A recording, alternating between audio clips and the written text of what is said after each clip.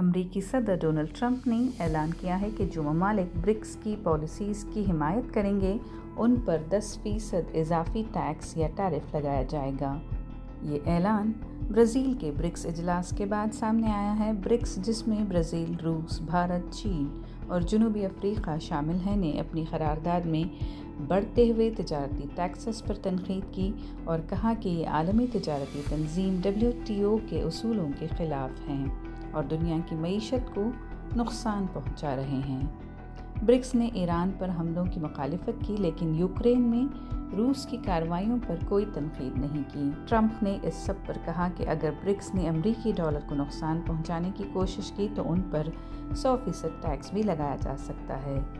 अमरीका 12 से 15 ममालिक को ख़त भेजेगा और अगर उन ममालिक ने 1 अगस्त तक नए मुआहदे न किए तो इजाफी टैक्स नाफिज हो जाएगा। अप्रैल से अमरीका पहले ही 10% आम टैक्स, 50% स्टील और एल्युमिनियम पर और 25% गाड़ियों पर टैक्स लगा चुका है। अब तक सिर्फ बरतानिया और वियतनाम ने मुआहदे किए हैं।